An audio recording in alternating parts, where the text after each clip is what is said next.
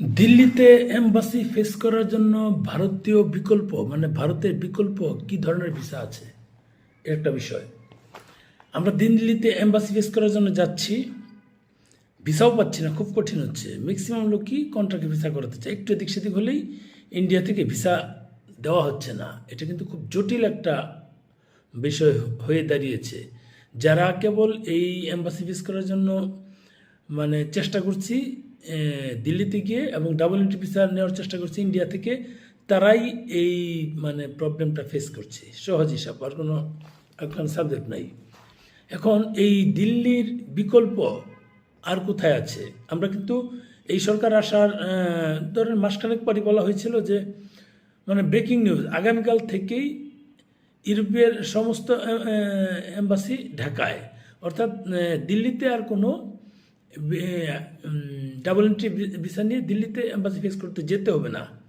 এটা জাস্ট আমাদের সাথে বাটপারি করা হয়েছে, একটা প্রতারণামূলক কথা বলেছে। কারণ বাঙালি হচ্ছে আমরা ভুদাই জাতি, আমাদেরকে যখন যেটা খাওয়ানো হবে সেটাই খেয়ে যাব, এর কোনো বিকল্প নাই।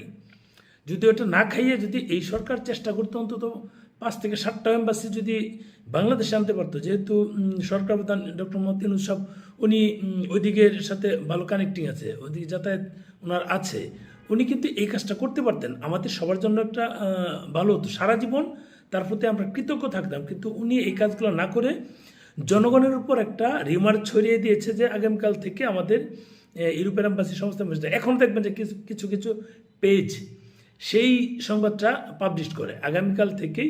আবার কেউ কেউ দিচ্ছে যে ভারতের বিকল্প, চলুন রোমানিয়া থেকে ঘুরে আসি, কম টাকায় অল্প খরচে। মানে ভারত যদি 10,000 টাকা খরচ হয়, রোমানিয়াতে আমি 8,000 টাকা খরচে ঘুরে আসবো। এই বিষয়টা এরকমভাবে প্রচার করতে থাকে, লক্ষ লক্ষ ভিউ হচ্ছে, লক্ষ লক্ষ মানে শেয়ার হচ্ছে, মানে crore crore view, lakh lakh share, comments lakh lakh হচ্ছে এগুলো।